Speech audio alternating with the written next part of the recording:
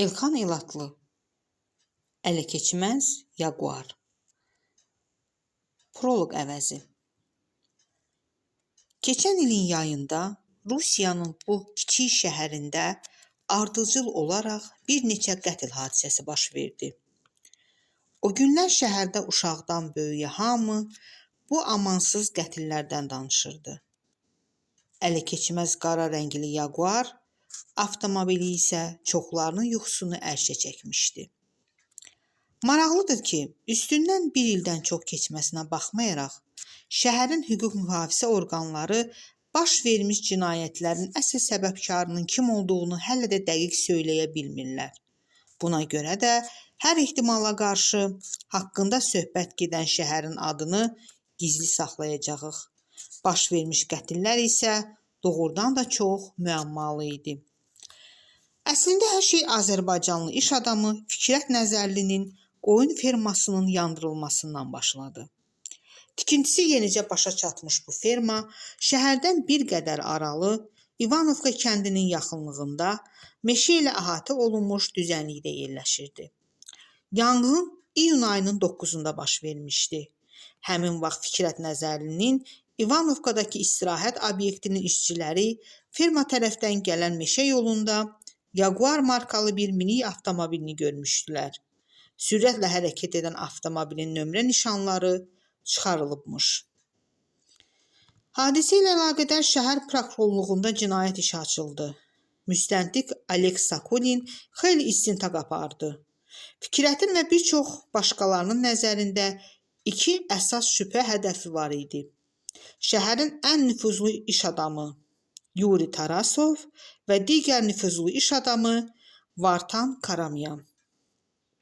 Amma müstəntiq bu adamlara qarşı heç bir əsaslı dəlil sübut tapa bilmirdi. Adı çəkilən şübhəlilər cinayəti boyunlarına götürməkdən qətiyyən imtina edirdilər. Meşə yolunda görünmüş Yaguarı tapmaq isə nə müstəntiqə, nə də axtarış aparan polisə müəssər olmurdu.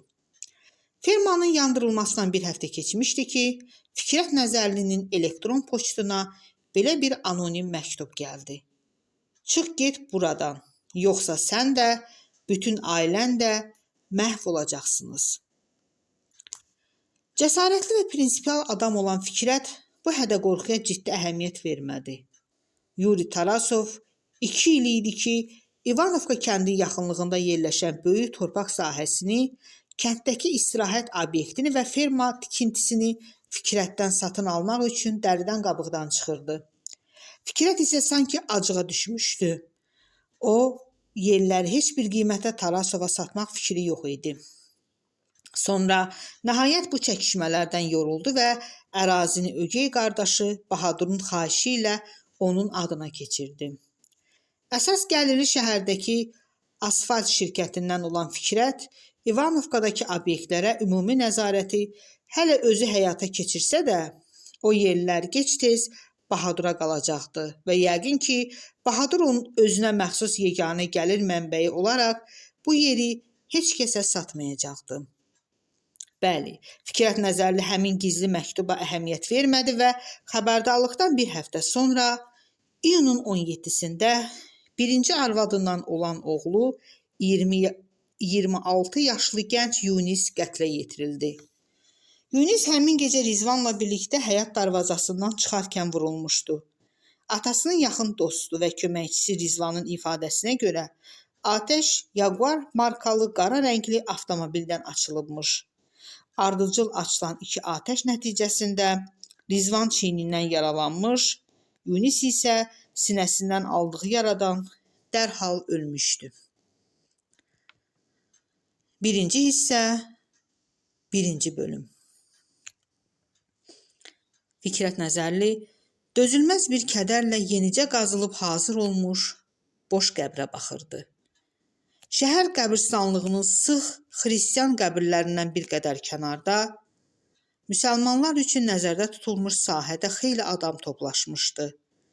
Hamı üzücü bir sükuta qərq olmuşdu.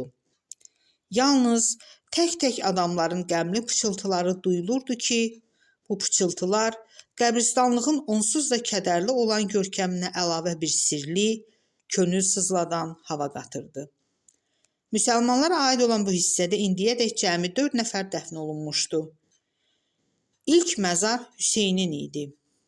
24 il əvvəl bir-biri ilə rəqabət aparan dəstələr arasındakı atışmada öldürmüşdülər onu. Onda Fikrət cəmi 1 il idi ki, Rusiyaya gəlmişdi.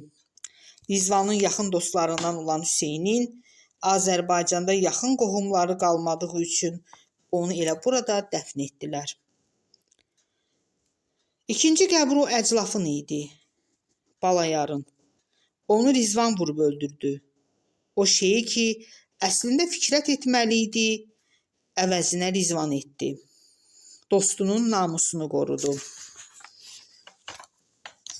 O hadisə bugünə kimi sirr olaraq üçünün arasında qaldı. Fikrətin, Rizvanın və Cəvahirin. Rizvan işi elə təşkil elədi ki, güya Balayar öz əcəli ilə ölüb.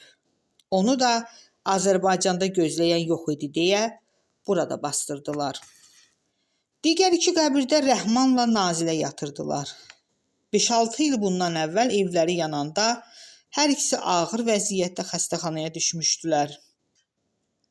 Rəhman xəstəxanada Fikrətə vəsiyyət elədi ki, onları da elə burada dəfn etsinlər.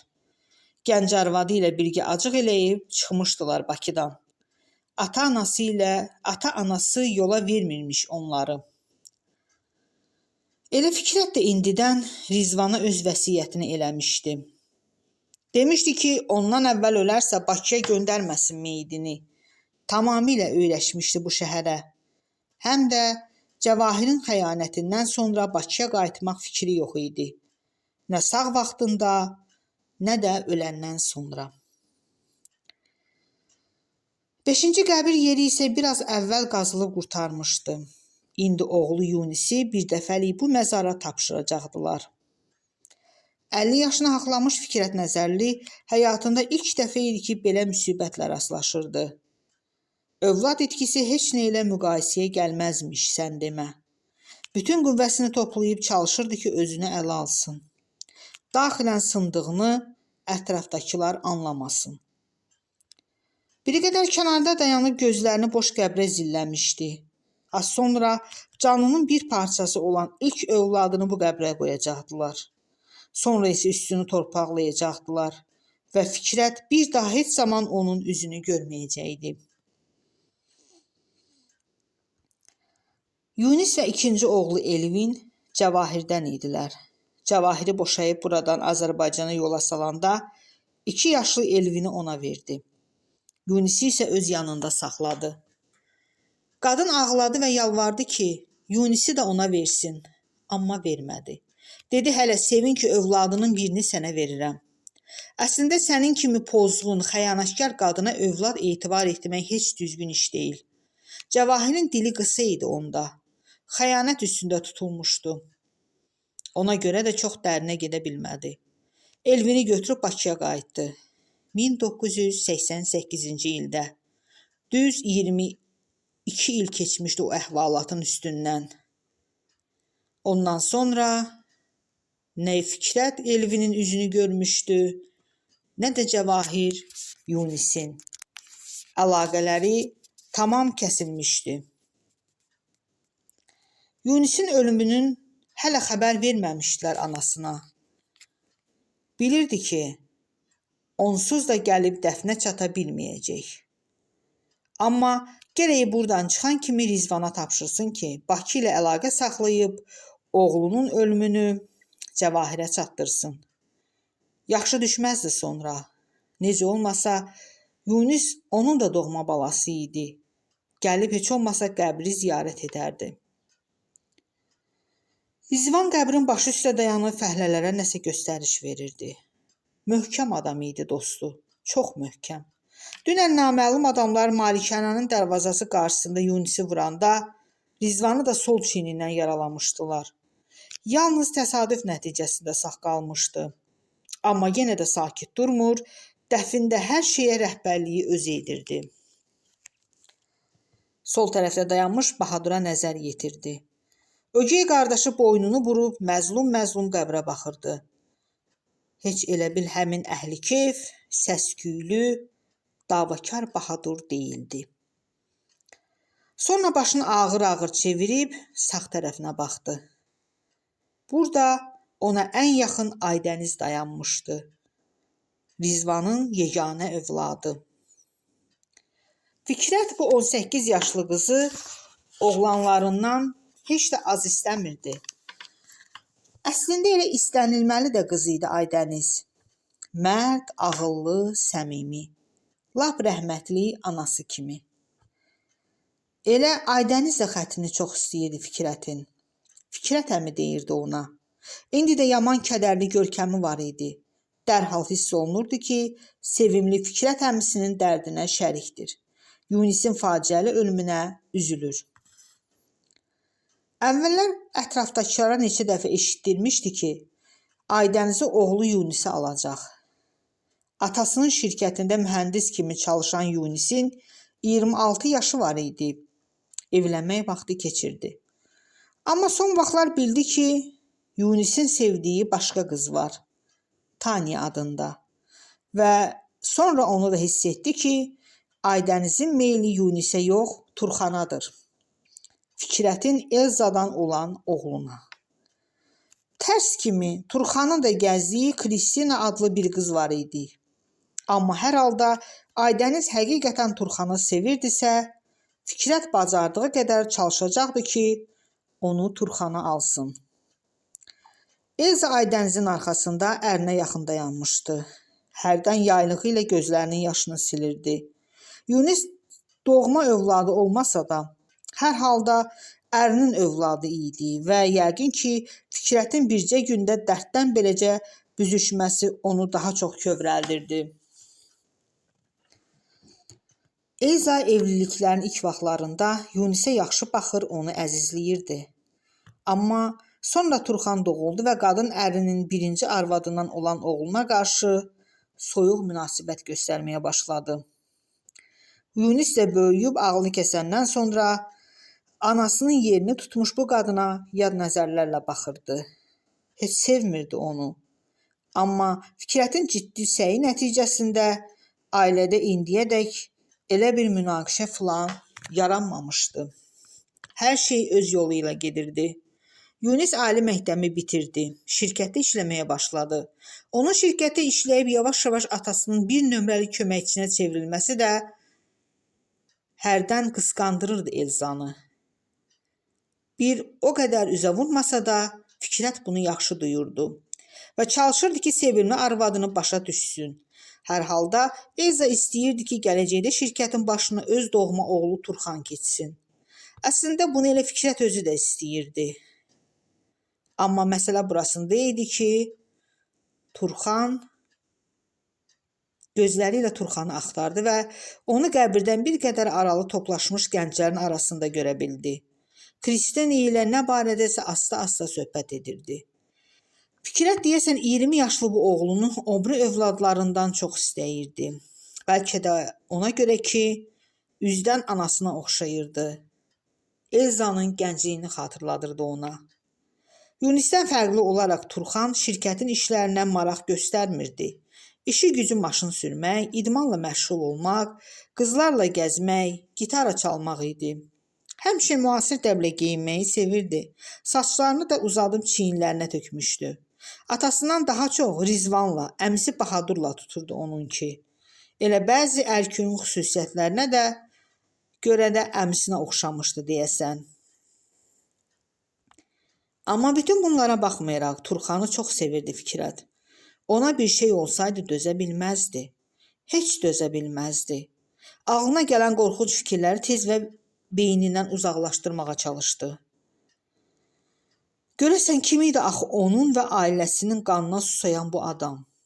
Kim idi əziyyətlə tikdirib başa çatdırdığı fermanı yandıran, günahsız oğlunu qətlə yetirən? Kim idi onun şəhərdən çıxıb getməsini istəyən və ona hədə qorxu gələn? Çıx get buradan, yoxsa kimə lazım idi onun buradan çıxıb getməyi? Ürəyində yalnız 2 nəfərə qarşı şübhə var idi.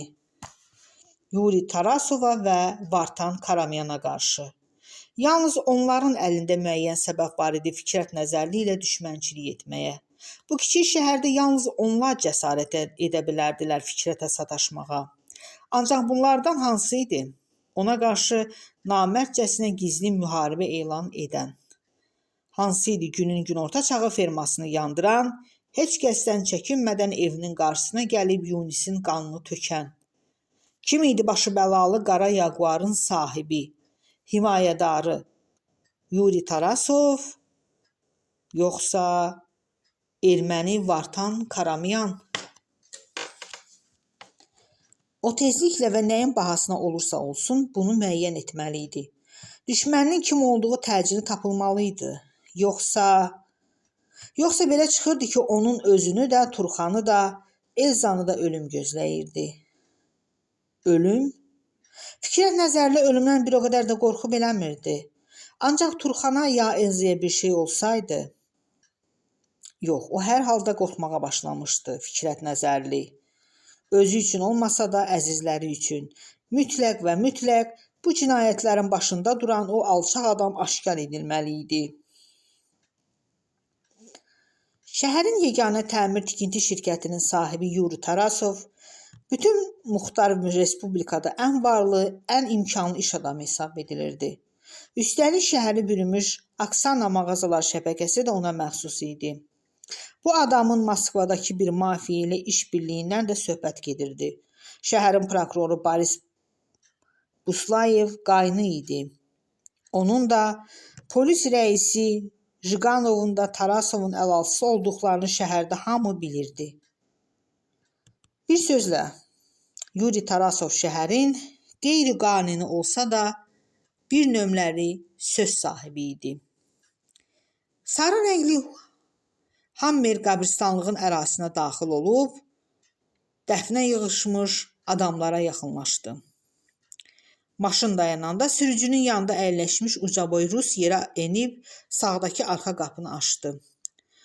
Bu Tarasovun ən inanılmış adamı hesab edilən Fyodor Barsov idi. Neçə illər həbsdə olmuş bu adam, yəqin ki, heç kəs gülən görməmişdi. Üz-gözündən həmişə acı zəhm yağırdı. Tosqun Yuri Tarasov öz əzəmətli görkəmi ilə ağır-ağır avtomobildən indi. O bir vaxtlar İngiltərənin baş naziri olmuş Winston Churchillə doğrudan da azdan çoxdan bənzəyirdi. Bunu kimlərsə ona demişdi və şirkət sahibi o vaxtdan özünü hər bir yerdə məşhur siyasi xadimə bənzətməyə çalışırdı. Churchill kimi şontlan viskisi içir, siqaret çəkir, bir sözlə onu bacardığı qədər yamsılayırdı. Hammerin arxasınca gələn avtomobildən şəhər prokuroru Boris Buslayev, polis rəisi Pavel Jiganov, prokurorluğun nisbətən gənc müstəntiqi Oleg Sakulin endilər. Tarasov onlarla birlikdə ləng addımlarla Fikrət Nəzərliyə yaxınlaşdı. Onunla əl tutub kədərli səslə başsağlığı verdi. Başınız sağ olsun Fikrət Davudoviç. Biz hamımız sizin bu ağır dərdinizə şərik oluruq. Səbirli olun. Buslayevə də, Jiganova da demişəm, oğlunuzun qatilini tezliklə tapacaqlar. Mənim tərəfimdən başqa hər hansı bir kömək lazım olsa, çəkinmədən deyin. Fikrət təmkinlə başını tərpətdi. Sağ olun, Yuri Petroviç. Tarasov ondan ayrılıb bir kənarda durdu. Prokurorla polis rəisi də yas sahibinə dilucu başsağlığı verib çəkildilər. Fikrətlə Tarasovun münasibəti əvvəllər heç də pis olmamışdı. Hətta bəzi projelərdə əlbirdə işləyirdilər. Məsələn, Tarasov şəhər kənarında yaşayış binası inşa edəndə bina ətrafındakı yollara asfalt çəkmək işini Fikrət görürdü. Aralarındakı çəkişmə sonradan başladı. Əsasən də İvanovkadakı torpaq sahəsinə görə Tarasov iddia edirdi ki, o yerlər vaxtilə onun ulu babasının olub və ərazinin içindəki obyektlərlə birlikdə satın almaq istəyirdi. Görəsən Tarasov ola bilərdimi oradakı fermanın yandırılmasına, Yunisin qətlinə göstəriş verən? Bəzi faktlar göstərirdi ki, ola bilərdi. Şəhərin və bütövlükdə Muxtar Respublikanın kriminal aləminə Fikrətdən qat-qat artıq bələd olan Rizvan da ən çox ondan şübhələnirdi. Məsələ burasındadır ki, dünən axşam həmin saatda Rizvanla Yunisin malikanədən çıxacağını kənar şəxslərdən yalnız bir adam bilirmiş və Oskar adlı həmin adam Tarasovun işçisi idi. Bundan başqa bir də qara rəngli Jaguar. Rizvanın deməyinə görə Tarasovun yaxın ətrafındakı adamların ən azı 4-ündə belə avtomobili varmış. Hər halda Fikrət bacardığı qədər səbirli və təmkinli olmağa çalışırdı. Axşam bu hadisələrlə əlaqədar Moskvadan Yəhudi dostu, hüquqşünas Abram Fixman gələcəkdi. Fikrət bilirdi ki, dostunun rəhbərlik etdiyi hüquq xidmətləri bürosunda Axilles rəqəbli peşəkar detektiv çalışır. Əgər Fixman Axillesi özü ilə gətirdisə, yəqin ki, Fikrətin ailəsini hədəfə götürmüş adamın kimliyi tezliklə məlum olacaqdı. Baxmayaraq ki, prokuror da, polis rəisi də, müstəntiq Alek Sokolin də qatili tezliklə tapacaqlarına söz vermişdilər. Ancaq Fikrət onlara inanıb etibar edə bilməzdi. Xüsusilə də onların üzərində böyük nüfuza malik olan Tarasovun adının şübhəlilər siyahısında olduğu bir məqamda. Kiçik müsəlman məzarlığına daha bir maşın yanaldı. Bu qızılı rəngli Porsche idi. Deməli, bu da gəlmişdi. Erməni Vartan Karamyan. Arxa qapıdan cəld hərəkətlə yerə inən arıq, balaca boy, başının çox hissəsi dazlaşmış, beli donqarlaşmış kişi ətrafa boylanıb Fikrətə yaxınlaşdı. Xırda gözlərindən həmişəki kimi hiyləgərlik yağırdı. Əlini sinəsinə qoyub baş əydi və üzünə canıyanan bir ifadə verib rus dilində danışmağa başladı. Fikrətcan, qardaşım mənim, inan ki, oğlunun ölümünü eşidəndən özümə gəlməmişəm. Mənə çox ağır təsir etdi bu faciə. Yunis balanın xətrini oğlum Sürendən çox istəyirdim. Əllərini heyrətlə yana açdı. Nə etmək olar? Allahın işidir. Amma doğrudan böyük müsibətdir. Karamyanın baxışlarında hiyləgərlikdən başqa bir qorxu, narahatlıq və heyrət də oxunurdu. Nə idi görəsən buna səbəb? Dili boğazı da qurumuşdu. Həyəcanla danışırdı. Mən heç nə anlaya bilmirəm. Necə ola bilər axı bu? Kimin işi ola bilər? Fermanızı yandırdılar, sonra da belə. Fikrət demək olar ki, bu yaltaq, hiyləgər iş adamına qulaq asmırdı. Fikri təxminən bir ay əvvəl baş vermiş hadisəyə getmişdi. O gün əsas iş adamları şəhər merinin idarəsində iclasa toplaşmışdılar. Təbii ki, şəhərin 3 ən varlı adamından biri hesab edilən Karamyan da orada idi. Bu adamın böyük konserv zavodu, donuz ferması, meşə və əkin sahələri var idi. Ona görə Rusiyanın başqa şəhərlərindən, hətta Ermənistanın özündən xeyli erməni köçüb gəlmişdi buraya. Şəhərdə erməni cəmiyyəti yaradılmışdı və cəmiyyətin sədri də elə Karamyanın özü idi. Şəhərə toplaşmış ermənilərin çoxu onun konserv zavodunda və donuz fermasında işləyirdilər. Keçən il həmin bu Karamyan öz yaxın adamı Xanfer Stepyanyanı şəhər merinin müavini vəzifəsinə təyin etdirə bilmişdi və beləliklə şəhərdəki ermənilərin arxası biraz da möhkəmlənmişdi. İclas bitəndən sonra dəhlizdə 2-1-3-1 dayanıb söhbət edirdilər. Karamyan Fikrətə yaxın dayanmışdı. 2 nəfər rusla söhbət edirdi. Amma arxa tərəfdə dayanmış Fikrəti görmürdü deyəsən. Fikrət də həmin vaxt başqa bir iş adamı ilə söhbət edirdi. Amma eyni zamanda Karamyanın danışdığını da eşidirdi. Ruslar deyəsən ona Azərbaycanın bir hissəsi olan Dağlıq Qarabağ barədə orada gedən müharibə haqqında nəsə sual vermişdilər. Cavabından Karamyan istehzalı səslə gülə-gülə dedi. Sizcə biz Qarabağı o alçaq türklərə verərik? Ora artıq bizimdir və həmişə də bizim olacaq. Oranı bizdən almağa ancaq yuxularında görə bilərlər. Bu həyasız danışığı eşidən Fikrət özünü ələ ala bilmədi. Karamyanın çiynindən tutub özünə tərəf çəkdi və üzünə sərt bir şillə vurdu. Alçaq sizsiniz ki, sizə sığınacaq verənlərin torpağına sahiblənirsiniz. Şillənin səsi dəhlizdəkiləri diksindirdi. Hamı dönüb heyrətlə onlara baxdı. Karamyan isə qəfil zərbədən qorxub sarsılmışdı. Qorxaq nəzərlərlə bir neçə an Fikrətin üzünə baxıb, sonra ani olaraq gülümsədi. Sən məni düz anlamadın Fikrətcan. Mən sizin barənizdə pis söz demək istəmirdim. Bir də mən heç siyasətə qarışan adam deyiləm. Nəyimə lazımdır axı? Hamımız Qafqazlıyıq. Mehriban qonşu olmuşuq həmişə. Fikrət daha ona heç nə deməyib, Merin idarəsini hirslə tərk etdi.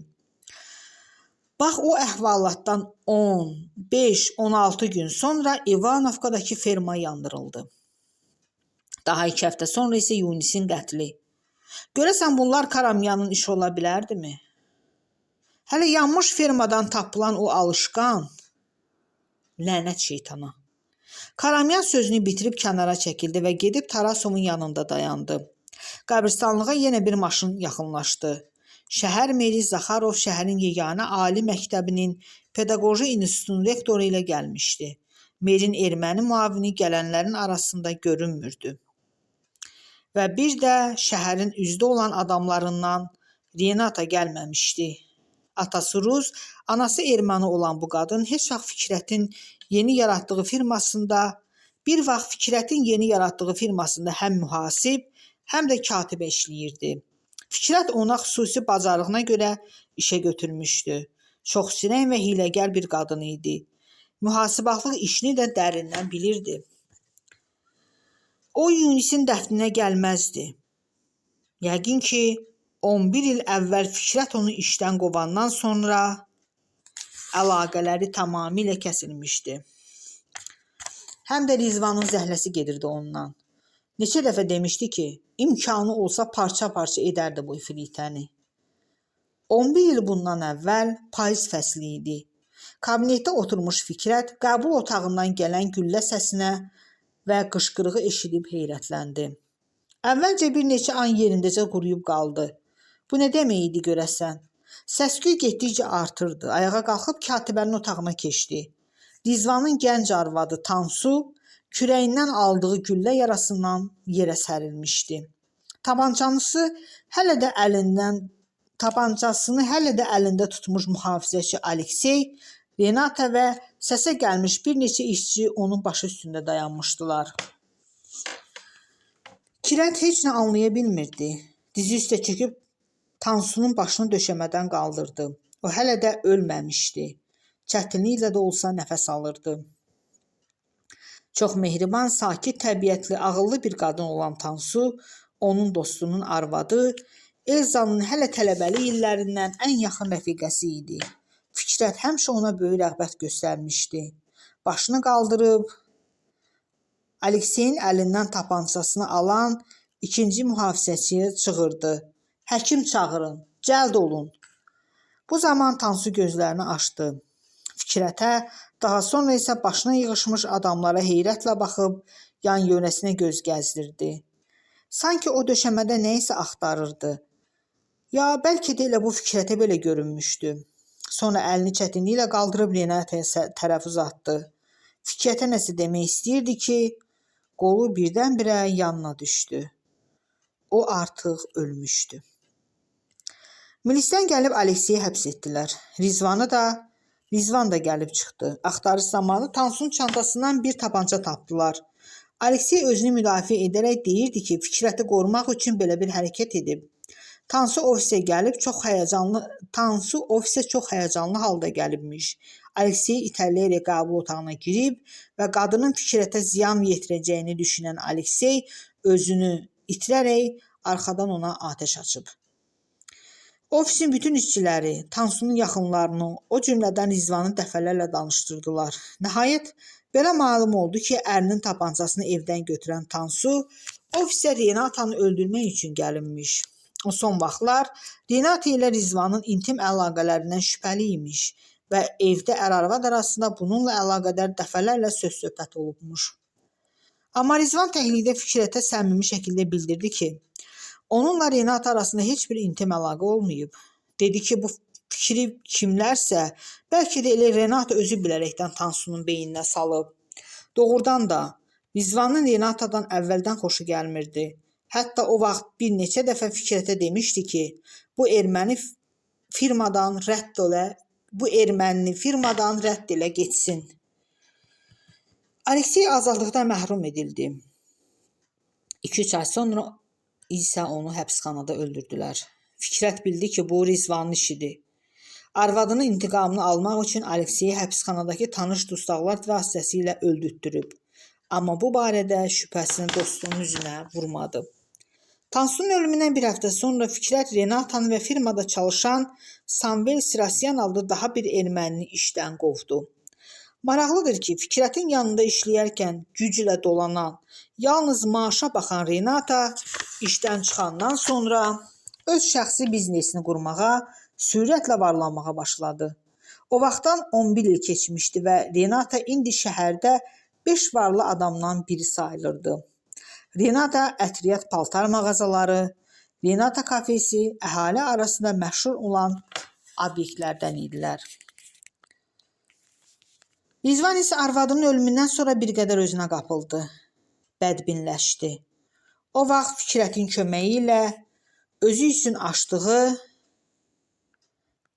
ticarət obyektlərini işlədə bilməyib satdı. Fikrətin yanında işləməyə, ona sədaqətlə qulluq etməyə qərar verdi. Tansu'dan sonra yenidən evlənməkdən qəti imtina etdi. Dedi ki, bundan sonra həyatını Aydənizin xoşbəxtliyinə və Fikrətə xidmətə həsr edəcək. Renata isə həqiqətən də nifrət edirdi. Deyirdi ki, Tansu'nun ölümünə o bais oldu. Yəqin özü ilə Rizvan arasında olmayan əlaqələr barədə şayələr yaradıb, nəticədə bu faciəyə yol açdı. Rizvanın onu çağırması Fikrəti xəyallardan ayırdı. Meyidi qəbrə qoymağın vaxtı çatmışdı. İrəli yeridi. Amma ətrafında nələrin baş verdiyini dərk etmirdi. Sanki. Rizvanın təklifi ilə o baş tərəfdən, Turxan isə ayaq tərəfdən boş qəbrin içinə indilər. Sonra kimlərsə Yunisin ağ kəfənə bürünmüş meyidini qəbrə sallayıb onlara verdi. Fikrət oğlunu son mənzilə rahatladı.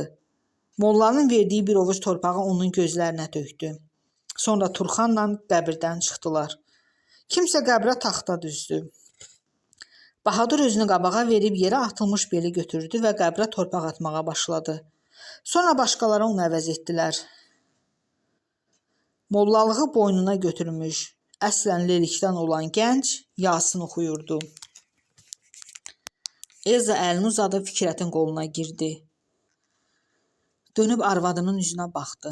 Qadın başını mənalı tərzdə tərpətdi. Sanki ərindən təmkinli olmağı xahiş edirdi. Bu zaman Fikrətin birdən-birinə ağlına gəldi ki, gərək mütləq Cəvahirə oğlunun ölümünü xəbər verib, onun gəlib çıxmağını gözləyərdilər. Bir ana kimi oğlu ilə vidalaşmaq onun da haqqı idi. Baxmayaraq ki, Yunisi 22 ildir görmürdü. Sonra Fikrət fikirləşdi ki, o da Elvini 22 ildir görmür. Əgər onun başına bir iş gələrsə, görəsən Cəvahir ərinə bildirərdimi bunu? Yəqin ki, bildirərdi. Onun da, arvadının da övladlarından ayrı düşməsinə səbəb əslində elə Cəvahir özü olmuşdu.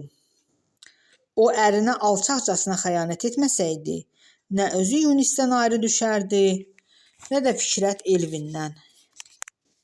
Birazdan dəfn bitdi və hamı dağılışmağa başladı. Sürücünün açdığı qapıdan maşına girib Elzanın yanında əyləşən Fikrət Nəzərli yenə Cəvahir və onunla keçirdiyi günlər barədə düşünürdü. 2-ci bölüm. Fikrət Bakı kəndlərinin birində doğulmuşdu.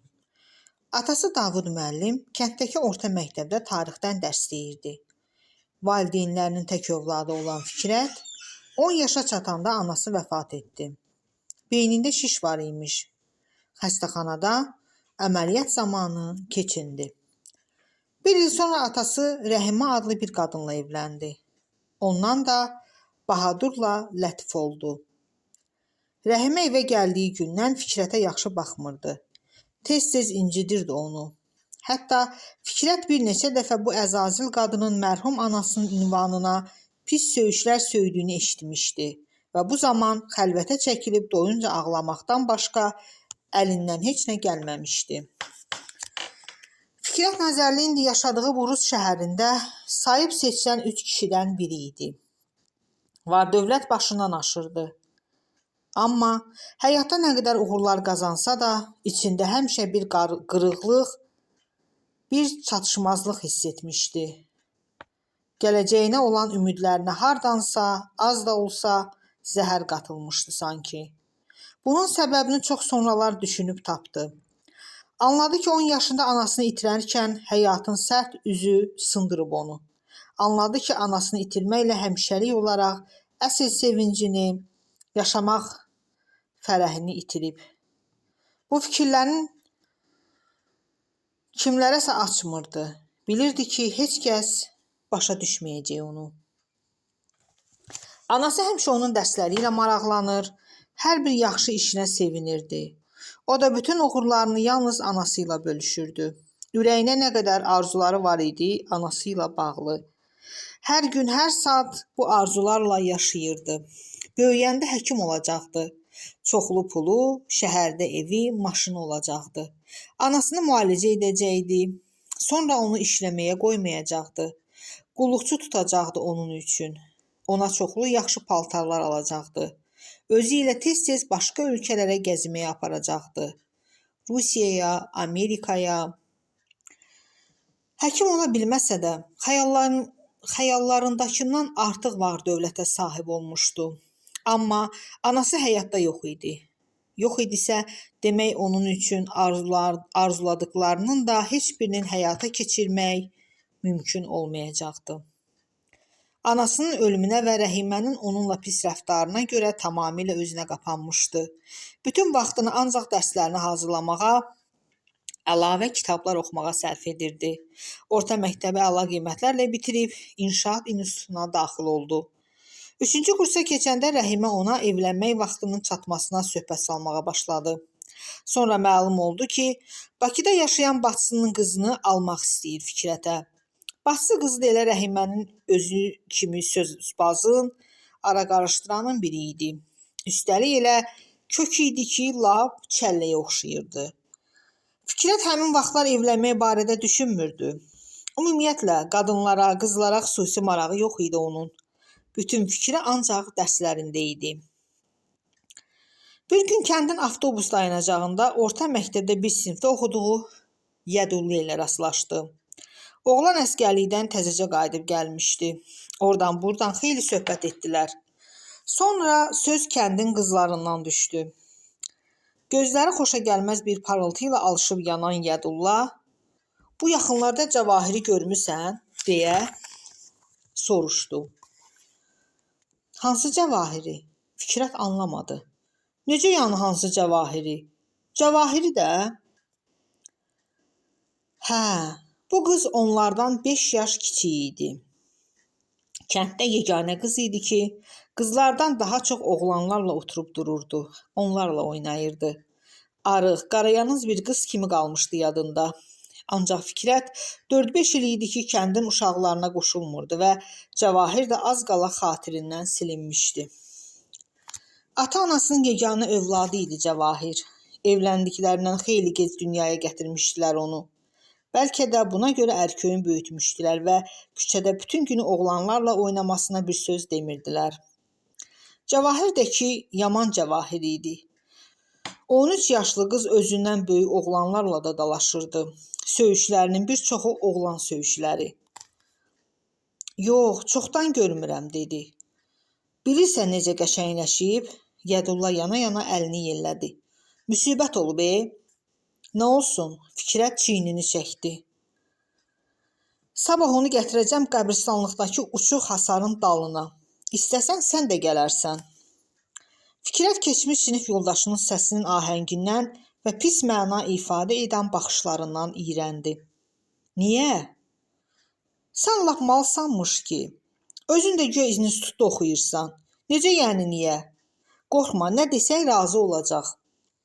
Mən istəmirəm. Fikrət üz-gözünü turşutdu.